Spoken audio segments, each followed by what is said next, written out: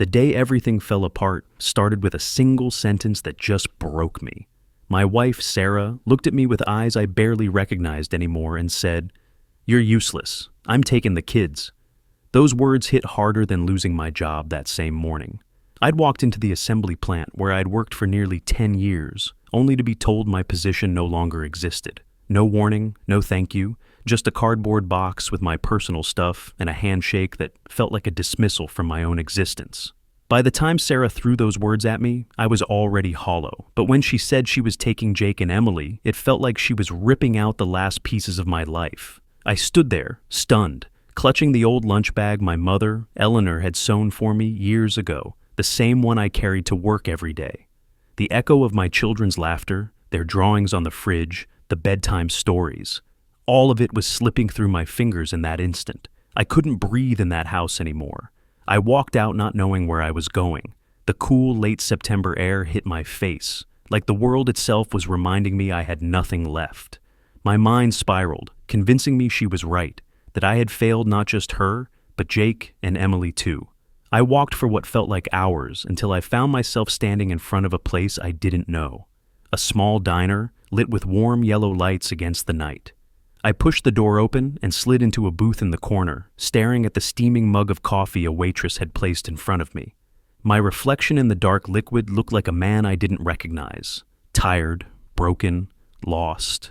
I was so wrapped up in my own despair that I didn't notice the old man sliding into the booth across from me until he spoke. "You look just like my boy," he said with a steady, deliberate voice. I turned my head, confused. His weathered face was full of lines that spoke of decades of stories, but his eyes carried a pain I couldn't ignore.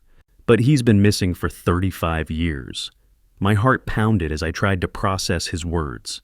Before I could answer, he leaned slightly forward, studying me as if I might vanish. What he said next, 5 simple words, would change the course of my life in a way I never imagined. I grew up in a family that believed in working with your hands, keeping your word, and carrying yourself with quiet pride. My father, George, was a self-employed mechanic who could fix anything with an engine. He didn't talk much, but when he did, his words stuck with me. "A man is measured by how he stands up when everything else is falling down," he told me once when I was a teenager complaining about a broken-down truck. At the time, I brushed it off. Years later, those words would echo in unexpected ways. My mother, Eleanor, balanced him out perfectly. She was soft-spoken, but her kindness carried weight. She believed in second chances and making people feel seen. She was the one who sat with me on nights I struggled with schoolwork, reminding me that patience and persistence mattered more than quick wins. I carried those lessons into adulthood, though at some point, I started to feel like they didn't apply to me anymore. I was never the star athlete, the popular guy, or the man people looked up to. But I worked hard. I took pride in clocking in early at the plant, even when my back ached or my hands were raw from handling steel. The job wasn't glamorous, but it paid the bills, and for a long time, I thought that proved my worth.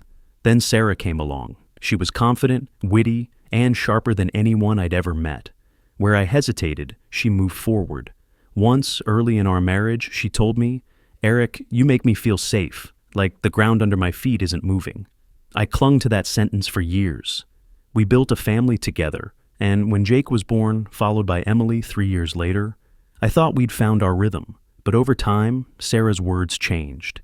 Instead of telling me I made her feel safe, she told me I made her feel stuck. Instead of seeing my consistency as strength, she saw it as complacency. "You never want more, Eric," she'd say after another argument about money. "Are you content to just stay down while everyone else moves up?" She was right in some ways. I'd had dreams once, but I buried them under responsibility and routine. Every morning I clocked in. Every afternoon I tried to be the husband and father I thought I should be. I thought it was enough, but what was enough for me wasn't enough for her. The kids, though, never looked at me with disappointment. Jake, at 10, had his mother's sharp mind, but my quiet nature. He asked about everything, from how engines worked to why people argued when they loved each other. Emily, at 7, lived with a joy that lit up any room. She loved drawing animals and taping them on the fridge for me to see when I got home. They both eased the weight of my life. They were the reason I kept pushing, even as the ground beneath my feet started to crack. My brother, Chris, was another voice I couldn't ignore. He was younger, but more ambitious, always chasing bigger opportunities. Over a beer once, he told me, "You've got to fight for yourself, Eric. You keep letting life just roll over you." I laughed at the time, but his words stuck in the back of my mind. When the plant laid me off, it was like tearing away a piece of my identity. I'd walked through those steel doors almost every day for a decade. I knew every creak in the floor, every hum of the machinery. Losing that job wasn't just losing a paycheck. It felt like losing proof that I mattered, that my effort meant something. I drove home that afternoon with the box of my belongings in the passenger seat, watching my reflection in the window as the world blurred past. My chest was tight, my thoughts screaming. How would I tell Sarah? What would she say? When I walked into the house, she was waiting. Her eyes scanned me, then the box in my arms. "They let you go, didn't they?" she asked. There was no worry in her voice, only cold certainty. I nodded. "Downsizing, nothing I could do." She crossed her arms. "Nothing you could do. That's always your answer." I tried to explain, to tell her I'd find another job, that this wasn't the end. But before I could finish, she spoke the words that still ring in my ears. "You're useless. I'm taking Jake and Emily." In that moment, it felt like the walls of our house were closing in. I wanted to argue, to shout, to prove her wrong. I looked at the photos on the wall, the crayon drawings on the fridge, and an empty ache spread through my chest. Sarah turned, grabbed a small bag, and told the kids they were staying at their aunt's house that night. Jake looked up at me with big, confused eyes. "Are you coming, Dad?" he asked. My throat burned as I forced a smile and shook my head. "Not tonight, champ. I'll see you soon." I stood in the doorway as they left, the sound of the car pulling out of the driveway cutting through the silence of the house. Alone, I walked to the kitchen and put the box from the plant on the table. Inside were the small tokens of my working life: a dented thermos, a pair of worn-out work gloves, a drawing Jake had made of us holding hands. My chest felt like it was caving in. That was the state I was in when I walked out, leaving the house and everything in it. My feet carried me without thought, each step heavier than the last, until the neon glow of a diner sign flickered in the distance. The place was small, tucked between a pawn shop and a gas station, the kind most people drive past without a second glance. Its windows glowed with a dim yellow light, and the sign over the door buzzed in the night. I went inside, and the warmth wrapped around me like a blanket I didn't deserve. The air smelled of bacon grease and stale coffee, a reminder of countless rushed mornings before the plant. I slid into a booth in the back, away from the few scattered customers. The waitress, a woman with tired eyes and a kind smile, poured me a mug of coffee without asking.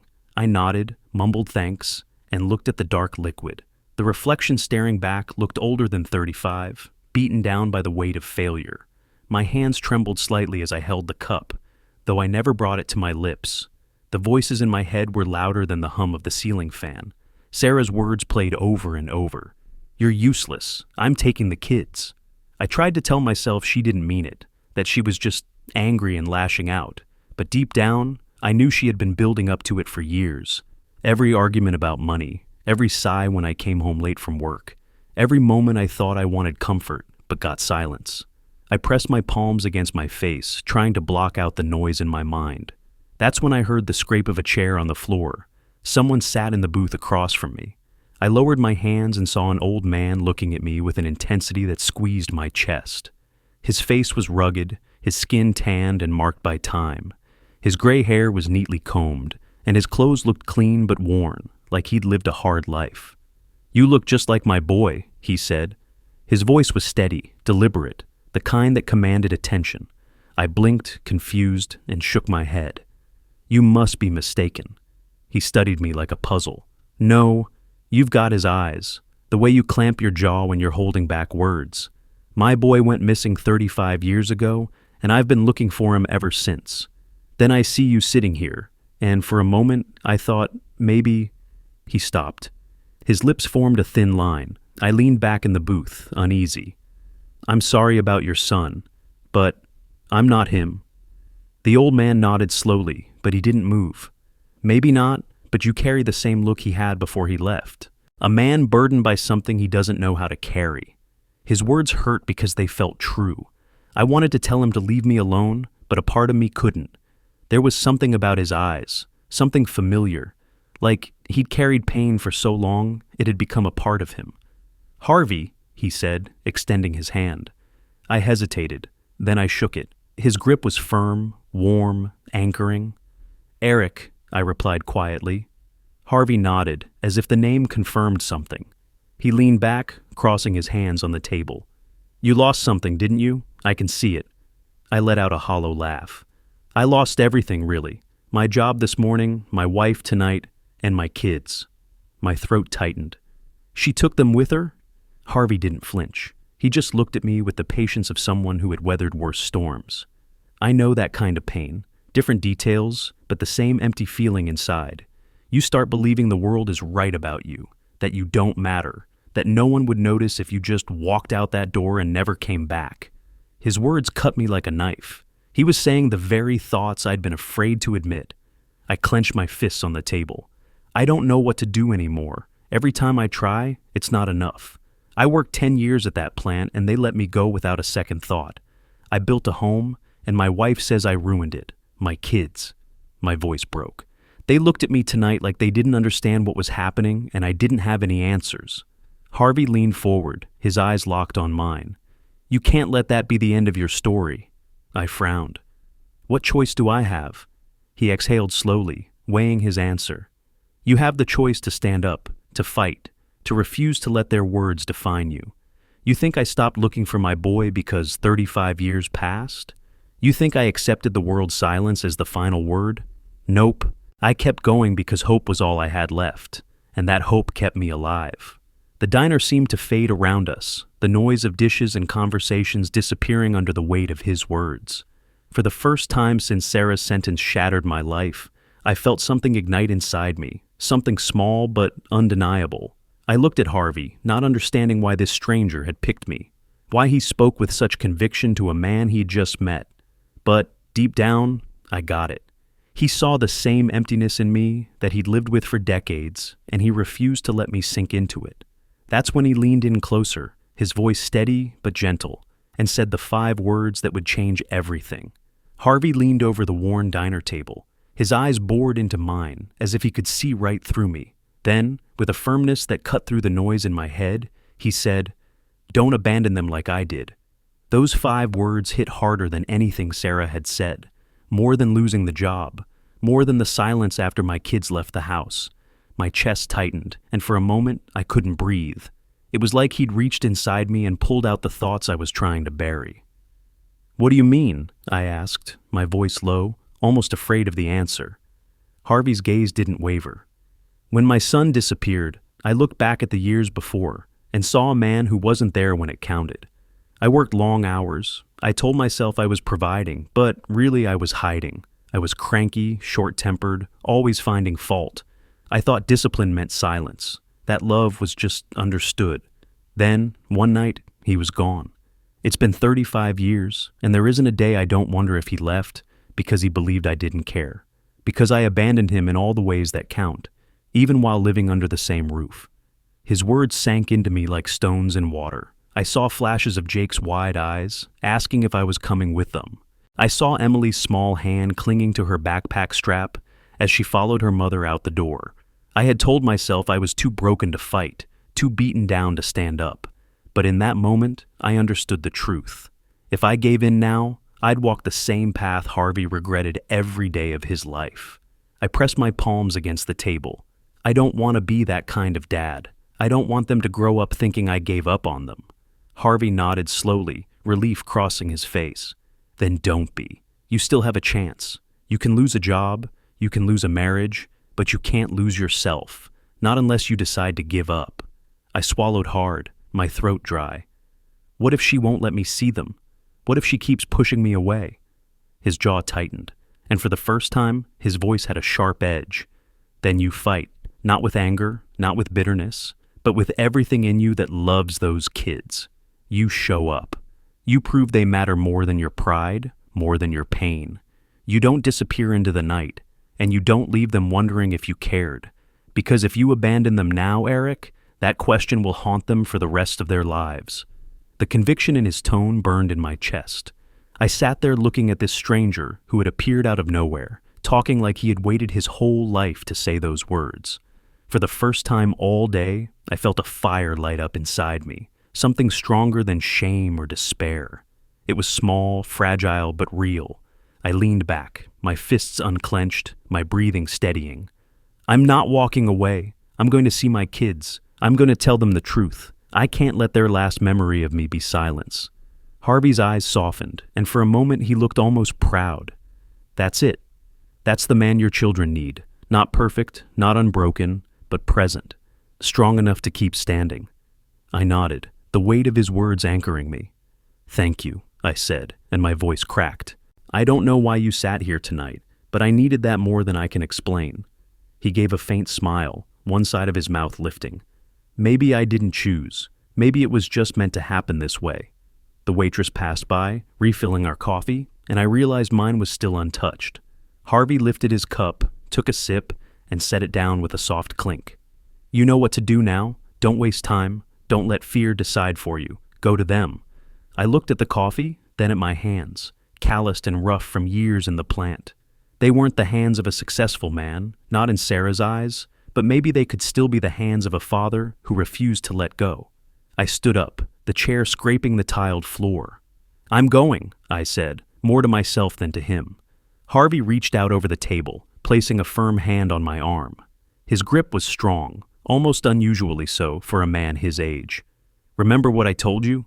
Don't abandon them like I did. I nodded, the words branded onto me. I turned and walked toward the door, my chest pounding with a new energy. I stepped out into the night air, the cool breeze washing away the stale smell of grease and coffee. For the first time since the morning, my steps had purpose. As I crossed the empty parking lot, I looked back at the diner. Through the window, I saw Harvey sitting there, still watching me. He lifted his cup in a silent send-off gesture. I raised my hand in return, then got into my car. I knew where Sarah would be. She always went to her sister's place when she needed support. That's where she had taken Jake and Emily. My hands tightened on the steering wheel as I started the engine. For the first time in years, I wasn't thinking about what I had lost. I was thinking about what I still had left to fight for. I drove into the night, Harvey's words echoing in my mind. I didn't know what waited for me on the other side. I didn't know if Sarah would slam the door in my face or if the kids would understand, but I knew one thing with absolute certainty. I wasn't going to abandon them. The drive to Sarah's sister's house felt longer than it should have, even though I knew every turn by heart. My chest tightened with every mile, but Harvey's words kept me from turning back. Don't abandon them like I did. I repeated it until it became my anchor. Pulling into the driveway, the lights inside the house were on. Shadows moved behind the curtains, and I imagined my kids sitting on the couch, wondering why their dad wasn't there. The thought burned inside me. I got out of the car and walked up to the front door. My hands were shaking, but I forced them to hold steady as I knocked. The door opened and there was Sarah. Her hair was pulled back, arms crossed, her expression a mix of surprise and irritation. "What are you doing here?" her voice snapped. I swallowed hard, but I didn't look away. "I came for Jake and Emily. I'm not leaving without seeing them." Her lips pressed into a thin line. "It's not the time, Eric. They're upset enough as it is. You need to let it go." Something in me shifted. For years I had backed down in arguments, too tired or ashamed to push, but not this time. "No," I said firmly. "I won't let it go. You can leave me if that's what you want, but you are not going to take me out of their lives. They need their father, and I'm not going to disappear." Her eyes narrowed, but she hesitated. That moment of silence gave me courage. "Remember when we first held Jake in the hospital?" I said. My voice broke, but I kept going. "You told me I made you feel safe, like nothing could shake us. I haven't been perfect, Sarah, but I have always loved them, and I won't let them grow up thinking I didn't fight for them." From behind her, a small voice broke the tension. "Dad!" Jake's face appeared around the corner, his eyes wide and searching. He stepped forward, and in that instant, the weight I was carrying broke open. "Jake," I said, my throat thick. He ran to me before Sarah could stop him, wrapping his arms around my waist. His hug was desperate, like he'd been holding fear all night and was finally letting it go. "I knew you'd come," he whispered. Emily followed close behind, her little arms circling my leg. "Are you staying with us, Daddy?" she asked, her voice small and hopeful. I knelt down, pulling them both to me, my arms shaking as I held them. "I'm here," I said, pressing my cheek against their hair. "I'm not going anywhere." Sarah stood in the doorway, arms still crossed, but her eyes softened a little. I could see the conflict in her face. She had expected me to stay broken, to disappear into the night like a man too weak to stand up. Instead, she saw me standing taller than I had in years. "You think this changes anything?" she asked, her voice quieter now. "It changes everything," I replied, "because I finally understand who I am. I might not have the best job, I might not have been the husband you wanted, but I am their father, and I will fight to be in their lives. You can't take that from me."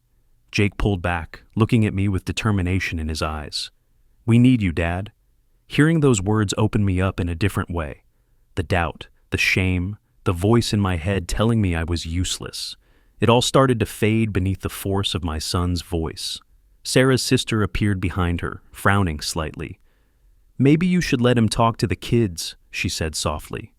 "They deserve that." Sarah glanced back. Then she turned her gaze back to me. For a long moment, neither of us spoke. Finally, she stepped aside. "Fine, you can see them. But this doesn't mean I've changed my mind." I stood up, keeping my hands on my children's shoulders. "You don't have to change your mind tonight, but know this, I won't stop being their father. I won't back down again." We went into the living room. Jake stuck close to me, Emily in my lap. Their small bodies clung to me as if I might just evaporate. I told them the truth in simple words they could understand. That sometimes parents fight, that sometimes people lose jobs and make mistakes, but that nothing would ever change how much I love them. I could see in Sarah's expression that she wasn't ready to forgive or reconcile, but I also saw a flicker of something I hadn't seen in years. Respect. The night stretched out with quiet conversations, the voices of the kids filling the space I thought was lost forever. When I finally stood up to leave, Jake held onto my arm. "You're coming back tomorrow, right?" I bent down and met his eyes. "Tomorrow, and the day after that, and every single day I can. I will never stop showing up for you." Emily hugged me tight. "Promise?" I kissed the top of her head. "I promise." Stepping out into the cool night, I felt lighter than I had in years. The problems hadn't disappeared. My marriage was still fractured, my job was still gone, and my future was uncertain. But for the first time, I wasn't paralyzed by those losses. I had something stronger pulling me forward, the love of my children and the choice to fight for them. I walked back to the car, repeating Jake's words in my mind. "We need you, Dad." Those 4 words had more power than all of Sarah's bitterness, more weight than any layoff from the plant. And behind them was Harvey's voice, steady and unshakable. "Don't abandon them like I did." I gripped the steering wheel as I started the engine. For the first time in a long time, I knew exactly who I was and where I was going. The morning after confronting Sarah and seeing my kids, I woke up with a different weight on my chest. It wasn't the crushing burden of yesterday's despair. It was the heavy responsibility of a promise I had made to Jake and Emily that I would never walk away from them, no matter how broken I felt. The following days weren't easy. Sarah remained distant, guarded, and often cold. She reminded me again and again that our marriage wasn't the same, that she was tired of carrying a man who never aimed higher than the bare minimum. But even in her bitterness, she couldn't ignore the change in me. I didn't argue back in anger. I didn't retreat into silence. I stood my ground with calm conviction, and every time I looked at my kids, I remembered why. I took on part-time work where I could, stocking shelves, delivering supplies, fixing small engines for neighbors. It wasn't glamorous, but it kept me moving, proving to myself that I was still capable of building. Slowly, opportunities opened up. My father, George, gave me tools from his garage, telling me it was time to use my hands in a way that was mine. My brother Chris stopped by and said, "I don't know what happened to you, but you finally look alive." Most importantly, my kids never doubted me again. Jake started asking for my help with his school projects, drawing me in with an enthusiasm I hadn't seen in months. Emily drew pictures of the 3 of us holding hands, proudly taping them to the fridge every time I visited. They watched me closely, learning not from my words but from my choices. And every day I showed up, I proved to them that their dad was still standing. Weeks later, I went back to the diner. I wanted to thank Harvey, to tell him how his 5 words had redirected my life. I walked in and scanned the booths, but he wasn't anywhere. The same waitress came over, and I asked if she'd seen him. Harvey, she repeated, frowning. You mean Harvey Willis? I nodded eagerly. Yes, he sat with me right here. Gray hair, strong for his age, serious but sharp presence. She looked at me, perplexed. I knew Harvey. He used to come in years ago, but he passed away a long time back. I haven't seen him in over a decade. The coffee cup in my hand trembled slightly. I looked around the diner, half expecting him to suddenly appear, but the booths were empty, the noise of dishes and conversations carrying on as if he had never been there. I walked back to the corner booth where he had sat with me that night. I slid into the seat and looked at the table, running my hand over the smooth surface. Whether Harvey had been flesh and blood or something more, his presence was real to me. His words were real. His warning saved me from falling into the same emptiness that had consumed his life. I sat there in silence, whispering a thank you into the empty air, hoping it somehow reached him. Then I left the diner, carrying his message forward, determined never to forget it. Looking back now, I understand the lesson he gave me. Life can strip you down to nothing. Jobs go. Marriages break. People you trust can hurt you in ways you never imagined. But none of that means you stop fighting for the ones who truly matter. A father's worth isn't measured by his paycheck or the state of his marriage. It's measured by his presence, by his refusal to walk away, by the constant love that anchors his children even when the world shakes. I'm still rebuilding. I'm still learning to stand firm when the ground feels shaky. But now I know I'm not useless. I'm a father, and that's reason enough to keep going. If you take one thing from my story, let it be this. Don't abandon the people who need you. Don't let despair convince you that walking away is easier than standing firm. Show up, even when it feels impossible, especially then, because sometimes the smallest act of staying present can change a life forever. Thank you for listening to my story. If it moved you, if it made you think about your own life or the people who matter to you, please share this video with someone who might need it. Leave a comment below and let me know what you took away from this story. And if you want to hear more stories like this, please subscribe to the channel. Your support keeps these stories alive, and together we can remind each other that no matter how broken life feels, there's always a reason to keep standing.